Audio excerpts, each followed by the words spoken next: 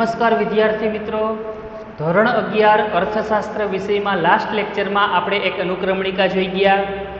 જે અનુક્રમણિકામાં 11 કોમર્સ અર્થશાસ્ત્ર વિષયમાં જે કુલ 11 ચેપ્ટર્સ છે એ દરેક ચેપ્ટર્સના આપણે નામ જોયા. દરેક ચેપ્ટર્સની અંદર કઈ બાબતો આપણે આગળ સમજવાની છે એની પણ ખૂબ ટૂંકી ચર્ચા કરી. એ 11 ચેપ્ટર્સમાંથી આજે આપણે પ્રથમ ચેપ્ટર અર્થશાસ્ત્ર વિષય પ્રવેશ, ઇકોનોમિક્સ અન ઇન્ટ્રોડક્શન, આ ચેપ્ટરની શુભ શરૂઆત કરવી છે. ચેપ્ટરને વ્યવસ્થિત સમજવા માટે આપણે સૌથી પહેલાં એક ઇન્ટ્રોડક્શન પેરેગ્રાફ સમજી લઈ.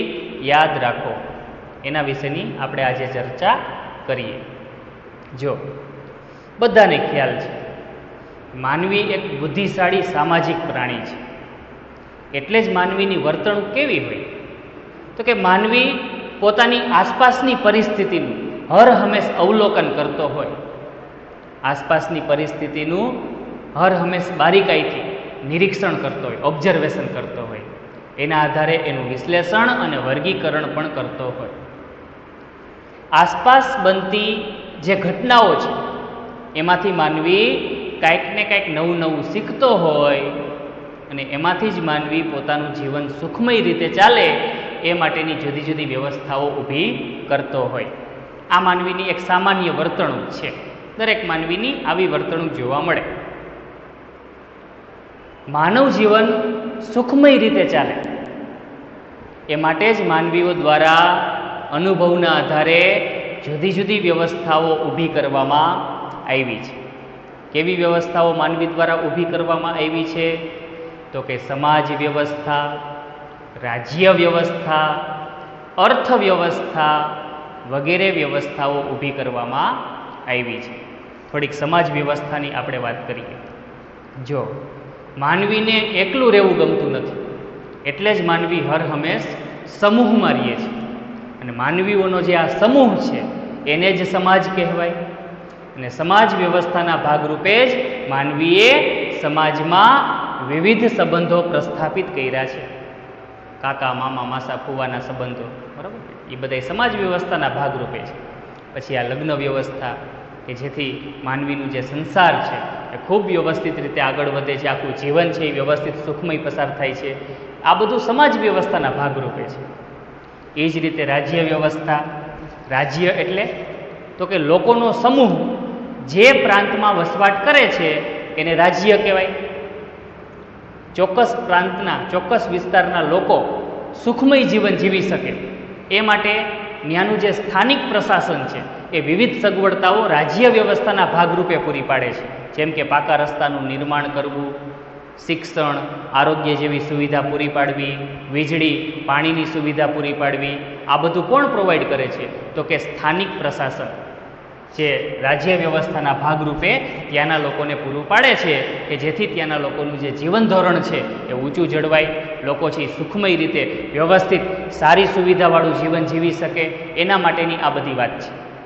ની જ રીતે અર્થવ્યવસ્થા તો કે દરેક વ્યક્તિ પોતાનું ગુજરાન ચલાવવા માટે, આર્થિક સદ્ધરતા પ્રાપ્ત કરવા માટે દરેક વ્યક્તિ પોતાની આવડત અને લાયકાત મુજબ, પોતાના કૌશલ્ય મુજબ જુદી જુદી આર્થિક પ્રવૃત્તિઓ કરે છે અને એમાંથી આવક મેળવે છે અને પોતાનું જીવન વ્યવસ્થિત રીતે પસાર કરે છે.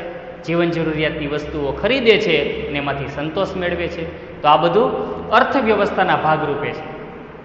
લોકો જેટલા આર્થિક રીતે સદ્ધર હશે એટલો સમાજ સદ્ધર હશે ને એટલો દેશ સદ્ધર હશે. યાદ રાખજો. એટલે જ આર્થિક સદ્ધરતા માટે અર્થવ્યવસ્થા ખૂબ અગત્યની ગણાય. તો આ બધી જ વ્યવસ્થાઓ માનવીએ પોતાના જીવનને સુખમય બનાવવા માટે ઊભી કરી છે. સમાજ વ્યવસ્થા, રાજ્ય વ્યવસ્થા, અર્થવ્યવસ્થા, આ બધી જ વ્યવસ્થાઓ. હવે આ જે વ્યવસ્થાઓનું માનવી દ્વારા સર્જન થયું છે, યાદ રાખજો, એને પેઢી દર પેઢી આગળ ચલાવવાની હોય, આવી વ્યવસ્થાઓને સમજાવવાની હોય અન્ય લોકોને, તેમજ પેઢી દર પેઢી આવી વ્યવસ્થાઓને આગળ વધારવાની હોય કે જેથી પેઢી દર પેઢી લોકોનું જે જીવન છે એ સુખમય રીતે આગળ વધતું જાય. એટલું જ નહીં, આવી વ્યવસ્થાઓમાં ઘણા બધા પ્રશ્નો સર્જાતા હોય, ઘણી બધી સમસ્યાઓ ઉદ્ભવતી હોય. યાદ રાખજો, આ પ્રશ્નો અને સમસ્યાઓના ઉકેલ માટે માનવી દ્વારા વિવિધ શાસ્ત્રોની રચના કરવામાં આવી છે. જેમ કે સમાજ વ્યવસ્થામાં જે સમસ્યાઓ સર્જાય એના ઉકેલ માટે સમાજશાસ્ત્ર, રાજ્ય વ્યવસ્થામાં જે સમસ્યાઓ સર્જાય એના ઉકેલ માટે રાજ્યશાસ્ત્ર, અને અર્થવ્યવસ્થામાં જે સમસ્યાઓ સર્જાય, જે આર્થિક સમસ્યાઓ સર્જાય એના ઉકેલ માટે અર્થશાસ્ત્ર. એટલે આ રીતે માનવી દ્વારા બુદ્ધિપૂર્વક શાસ્ત્રો રચવામાં આવ્યા છે કે જેથી કરીને આવી વ્યવસ્થાઓમાં જે મુશ્કેલીઓ સર્જાય એનો ઇઝીલી ઉકેલ મેળવી શકાય અને આવી વ્યવસ્થાઓને પેઢી દર પેઢી આગળ વધારી શકાય કે જેથી કરીને ભાવિ પેઢી પણ પોતાનું જીવન વ્યવસ્થિત રીતે સુખમય રીતે ચલાવી શકે. જૂના સમયની વાત કરીએ, આદિ માનવ વખતની, તો જો આદિ યુગમાં શું સ્થિતિ હતી? તો કે માનવીની બુદ્ધિનો વિકાસ નહોતો, એટલે જ માનવી પોતાની સમસ્યાઓ, પોતાના પ્રશ્નોનો ઉકેલ શેના દ્વારા મેળવતો? તો કે યુદ્ધ દ્વારા, લડાઈ દ્વારા. એના દ્વારા માનવી પોતાની સમસ્યાઓ, પોતાના પ્રશ્નોનો ઉકેલ મેળવતો. પણ જેમ જેમ ખેતીની શોધ થઈ, અગ્નિની શોધ થઈ, ચક્રની શોધ થઈ, જેમ જેમ સમય પસાર થતો ગયો અને જેમ જેમ માનવીની બુદ્ધિનો વિકાસ થતો ગયો એમ એમ માનવી પોતાની સમસ્યાઓ અને પોતાના પ્રશ્નોનો ઉકેલ બુદ્ધિપૂર્વક શાસ્ત્રો દ્વારા મેળવતો થઈ ગયો. આ જેમ જેમ માનવીનો વિકાસ થતો ગયો એમ એમ આવેલ આ બધા પરિવર્તન છે જે ખૂબ અગત્યના છે, જરૂરી છે. માનવીના સુખમય જીવન માટે આ પરિવર્તન ખૂબ જ ઇચ્છનીય પરિવર્તન ગણાય. ઓકે, હવે અર્થશાસ્ત્રની વાત કરીએ. તો અર્થશાસ્ત્ર છે એ શેનો અભ્યાસ કરે છે, શેના માટેના પ્રયત્નો કરે છે? તો કે માનવીની આર્થિક સમસ્યાઓના ઉકેલ માટેનું શાસ્ત્ર છે કયું? અર્થશાસ્ત્ર. આપણે પહેલાં જ શરૂઆતમાં એક ફર્સ્ટ લેક્ચર એમાં અર્થશાસ્ત્ર વિશેની એક સામાન્ય સમજ આપણે મેળવી હતી. એમાં જ આપણે વાત કરી હતી કે અર્થશાસ્ત્ર આર્થિક સમસ્યાઓનું નિવારણ કરે છે, એટલે જ દેશના લોકોનું જીવન ધોરણ ઊંચું આવે છે, દેશ છે એ સમસ્યા મુક્ત થાય છે. એના માટેના વિશેષ પ્રયત્નો કોના દ્વારા થાય છે? તો કે અર્થશાસ્ત્ર દ્વારા થાય છે. એટલું જ નહીં, અર્થશાસ્ત્ર માનવીની આર્થિક વર્તણૂકનો અભ્યાસ કરે છે કે દરેક માનવી કઈ રીતે રોજિંદી આર્થિક પ્રવૃત્તિઓ કરે છે, કઈ રીતના દરેક માનવી વધુને વધુ આવક મેળવવાના પ્રયત્નો કરે છે, અને જે આવક પ્રાપ્ત કરી હોય એ આવકને કઈ રીતે ખર્ચવી કે જેથી કરીને વધુને વધુ સંતોષ પ્રાપ્ત થાય, ઊંચું જીવન ધોરણ જીવી શકાય. આ બધી જ માનવીની જે આર્થિક વર્તણૂક છે એનો અભ્યાસ કેમાં થાય છે? તો કે અર્થશાસ્ત્રમાં થાય છે. તો અહીં આપણે આ એક ઇન્ટ્રોડક્શન પેરેગ્રાફ જોયો, ચેપ્ટર 1 અર્થશાસ્ત્ર વિષય પ્રવેશમાં, બરાબર. હવે આપણે આગળ હવે પછીના ક્વેશ્ચનની વાત કરશું. જય ભારત, જય હિન્દ.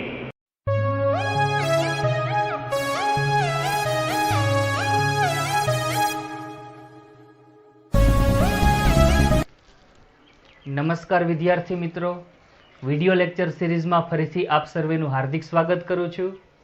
ધોરણ 11 અર્થશાસ્ત્ર વિષયમાં લાસ્ટ લેક્ચરમાં આપણે પ્રથમ ચેપ્ટર અર્થશાસ્ત્ર વિષય પ્રવેશ ઇકોનોમિક્સ અન ઇન્ટ્રોડક્શન આ ચેપ્ટરની શરૂઆત કરી હતી. પ્રસ્તાવનામાં આપણે એવી બાબત સમજ્યા હતા કે માનવી એક બુદ્ધિશાળી પ્રાણી છે, એટલે જ માનવીની સામાન્ય વર્તણૂક એવી હોય કે માનવી પોતાની આસપાસની પરિસ્થિતિનું હર હંમેશ અવલોકન કરતો હોય. આસપાસ બનતી ઘટનાઓનું માનવી બારીકાઈથી હર હંમેશ અવલોકન કરતો હોય અને એમાંથી માનવી કંઈક ને કંઈક નવું નવું શીખતો હોય. અને માનવ જીવન સુખમય રીતે ચાલે એ માટે માનવી જુદી જુદી વ્યવસ્થાઓ ઊભી કરતો હોય. જેમ કે માનવ જીવન સુખમય રીતે ચાલે એ માટે માનવીઓ દ્વારા કઈ કઈ વ્યવસ્થાઓ ઊભી કરવામાં આવી છે? એક્ઝામ્પલ જોઈએ તો સમાજ વ્યવસ્થા, રાજ્ય વ્યવસ્થા, અર્થવ્યવસ્થા વગેરે. આવી વ્યવસ્થાઓમાં જે પ્રશ્નો ઊભા થાય છે, આવી વ્યવસ્થાઓમાં જે સમસ્યાઓ ઊભી થાય છે એના ઉકેલ માટે માનવીએ બુદ્ધિપૂર્વક શાસ્ત્રોની રચના કરી છે અને આવા શાસ્ત્રો દ્વારા જ માનવી પોતાની સમસ્યાઓનો ઉકેલ મેળવે છે. જેમ કે અર્થશાસ્ત્ર, સમાજશાસ્ત્ર, રાજ્યશાસ્ત્ર વગેરે શાસ્ત્રો માનવી દ્વારા રચવામાં આવ્યા છે. હવે માનવી જે આર્થિક સમસ્યાઓ અનુભવે છે આવી આર્થિક સમસ્યાઓના ઉકેલ માટેનું શાસ્ત્ર કયું છે? તો કે અર્થશાસ્ત્ર. અર્થશાસ્ત્ર વિષય પ્રવેશ. આ ચેપ્ટરમાં આજે આપણે પહેલો ક્વેશ્ચન સમજવાનો છે. કયો છે પહેલો ક્વેશ્ચન? અર્થશાસ્ત્ર શબ્દનો ઉદ્ભવ કઈ રીતે થયો, અથવા તો અર્થશાસ્ત્રનો અર્થ આપો. 2 ગુણમાં પૂછાય એવો આ ક્વેશ્ચન. બધાને ખ્યાલ છે ગુજરાતીમાં આપણે અર્થશાસ્ત્ર કહીએ છીએ અને ઇંગ્લિશમાં અર્થશાસ્ત્રને આપણે ઇકોનોમિક્સ કહીએ છીએ. તો અહીં આપણે એ વાત કરશું કે આ અર્થશાસ્ત્ર શબ્દ કઈ રીતે ઉદ્ભવ્યો અને ઇકોનોમિક્સ શબ્દ કઈ રીતે ઉદ્ભવ્યો એના વિશેની આપણે આમાં વાત કરવી છે. જોઈએ, સમજીએ. અર્થશાસ્ત્ર શબ્દનો સામાન્ય અર્થ અર્થનું શાસ્ત્ર, નાણાંનું શાસ્ત્ર એવો થાય છે. અર્થશાસ્ત્ર શબ્દનો સામાન્ય અર્થ શું છે? અર્થનું શાસ્ત્ર. અર્થશાસ્ત્ર શબ્દમાં જે અર્થ શબ્દ છે, નાણું, અર્થ, એ શબ્દ ક્યાંથી આવ્યો? તો યાદ રાખજો, સંસ્કૃત ભાષાના અર્થ શબ્દ પરથી આ અર્થ શબ્દ ઉતરી આવ્યો છે. સંસ્કૃત ભાષા એટલે આપણી પ્રાચીન ભાષા. પ્રાચીન ઋષિ મુનિઓ દ્વારા જે ઋગ્વેદ, યજુર્વેદ, અથર્વવેદ, સામવેદ, આ બધાય વેદોની જે રચના કરવામાં આવી છે, બધી જ સંસ્કૃતમાં રચના કરવામાં આવી છે. એટલે આપણી પ્રાચીન ભાષા કઈ છે? સંસ્કૃત ભાષા છે. અને સંસ્કૃત ભાષા પરથી જ હિન્દી, ગુજરાતી, અનેક ભાષાઓ ઉતરી આવી છે. અને યાદ રાખજો, આ સંસ્કૃત ભાષાનો જે શબ્દ છે અર્થ, એના ઉપરથી જ આ અર્થ શબ્દ ઉતરી આવ્યો છે. અર્થશાસ્ત્રનો અર્થ શબ્દ એના ઉપરથી જ ઉતરી આવ્યો છે. સંસ્કૃત ભાષામાં અર્થ શબ્દના અનેક અર્થ છે. સંસ્કૃત ભાષામાં અર્થ શબ્દના અનેક અર્થ છે, જેમાંનો એક અર્થ એવો થાય છે કે ઉદ્દેશ્ય, કશુંક મેળવવું. એક અર્થ કેવો છે? ઉદ્દેશ્ય, કશુંક મેળવવું એવો અર્થ છે. અને આ જ અર્થ આજના આધુનિક સમયમાં આર્થિક અર્થ સાથે વધારે સુસંગત છે. જે માનવીના ઉદ્દેશ્યની વાત છે. કેવો ઉદ્દેશ્ય? તો કે નાણું પામવાનો ઉદ્દેશ્ય, આર્થિક સધ્ધરતા પ્રાપ્ત કરવાનો ઉદ્દેશ્ય. કશુંક પામવાની વાત છે. તો શું પામવાની વાત છે? નાણું પામવાની વાત છે, અર્થ ઉપાર્જન કરવાની વાત છે, આર્થિક સદ્ધરતા પ્રાપ્ત કરવાની વાત છે. કશુંક મેળવવું, શું મેળવવાની વાત? તો કે આર્થિક સદ્ધરતા મેળવવી, નાણું મેળવવું. એટલે સંસ્કૃત ભાષાનો અર્થ શબ્દ છે કે જેનો અર્થ થાય છે ઉદ્દેશ્ય, કશુંક મેળવવું. આ જ શબ્દો આજના આધુનિક આર્થિક અર્થ સાથે વધારે સુસંગત ગણાય છે. અને અર્થશાસ્ત્ર વિષયમાં આ જ વાત છે. અર્થનો જ અભ્યાસ થાય છે. નાણું પ્રાપ્ત કેમ કરવું, આર્થિક સદ્ધરતા પ્રાપ્ત કેમ કરવી, લોકોના જીવન ધોરણને કેમ ઊંચું લઈ જવું, એનો જ અભ્યાસ આપણે અર્થશાસ્ત્રમાં કરીએ છીએ. માનવીની આર્થિક સમસ્યાઓનું કેમ સોલ્યુશન મેળવવું, એની જ વાતો અર્થશાસ્ત્ર વિષયમાં છે. તો આ રીતે અર્થશાસ્ત્ર શબ્દ ઉતરી આવ્યો છે. આ તો થઈ ગુજરાતીના અર્થશાસ્ત્ર શબ્દની. હવે આપણે એ જોવું છે કે ઇંગ્લિશમાં ઇકોનોમિક્સ શબ્દ એ કઈ રીતે ઉતરી આવ્યો છે. તો જુઓ, ઇંગ્લિશમાં, અંગ્રેજીમાં જે ઇકોનોમિક્સ શબ્દ છે એ ગ્રીક ભાષાના ઓઇકોનોમસ શબ્દ પરથી ઉતરી આવ્યો છે. ગ્રીક ભાષાનો કયો શબ્દ? ઓઇકોનોમસ. OIKONOMOS, ઓઇકોનોમસ. આ શબ્દ જે ગ્રીક ભાષાનો શબ્દ છે એના ઉપરથી ઇકોનોમિક શબ્દ ઉતરી આવ્યો છે. આ જે ઓઇકોનોમસ શબ્દ છે એ પણ 2 શબ્દોનો બનેલો શબ્દ છે. કયા 2 શબ્દો? ઓઇકોસ અને નોમોસ. આ 2 શબ્દોનો બનેલો શબ્દ છે. ગ્રીક ભાષામાં, ગ્રીક દેશમાં વ્યક્તિગત માલિકીની જે ઘર વખરી હોય, વ્યક્તિગત માલિકીનો જે ઘર સામાન હોય, એને ઓઇકોસ તરીકે ઓળખવામાં આવતું. વ્યક્તિગત માલિકીના ઘર સામાનને કયા નામે ઓળખવામાં આવતું? ઓઇકોસ. અને વ્યક્તિગત માલિકીનો જે આ ઘર સામાન છે, વ્યક્તિગત માલિકીની જે આ ઘર વખરી છે, એને વ્યવસ્થિત રીતે ગોઠવવાની રીત, એની વ્યવસ્થિત રીતે ગોઠવવાની પદ્ધતિ, એને નોમોસ તરીકે ઓળખવામાં આવતું. વ્યક્તિગત માલિકીનો ઘર સામાન વ્યવસ્થિત રીતે ગોઠવવાની રીત એ નોમોસ, એને નોમોસ તરીકે ઓળખવામાં આવતું. એટલે ઓઇકોનોમસનો અર્થ એવો થાય કે વ્યક્તિગત માલિકીના ઘર સામાનની વ્યવસ્થિત રીતે ગોઠવણી કરવા માટેની પદ્ધતિ એટલે ઓઇકોનોમસ. અને આ ઓઇકોનોમસ શબ્દ પરથી જ ઇકોનોમિક શબ્દ ઉતરી આવ્યો છે. આપણને એક એક માર્કમાં એવા પ્રશ્નો ટૂંકા પૂછાય કે અર્થશાસ્ત્રમાં આ જે અર્થ શબ્દ છે એ સંસ્કૃત ભાષાના કયા શબ્દ ઉપરથી ઉતરી આવ્યો? તો કે સંસ્કૃત ભાષાના અર્થ શબ્દ ઉપરથી ઉતરી આવ્યો. બરાબર, એવા ક્વેશ્ચન આપણને પૂછાય. હવે સંસ્કૃત ભાષામાં અર્થનો અર્થ શું થાય? તો કે ઉદ્દેશ્ય, કશુંક મેળવવું. એ યાદ રાખવાનું આપણે, જે આજના આધુનિક આર્થિક અર્થ સાથે વધારે સુસંગત છે. એવો પણ ક્વેશ્ચન પૂછાય કે અંગ્રેજીનો ઇકોનોમિક શબ્દ કયા શબ્દ ઉપરથી ઉતરી આવ્યો છે? તો આપણો આન્સર હોવો જોઈએ ગ્રીક ભાષાના ઓઇકોનોમસ શબ્દ પરથી ઉતરી આવ્યો છે. આ ઓઇકોનોમસનો અર્થ શું છે એ પણ આપણે યાદ રાખવાનું કે વ્યક્તિગત માલિકીની જે ઘર વખરી છે એની વ્યવસ્થિત રીતે ગોઠવણી કરવાની રીત.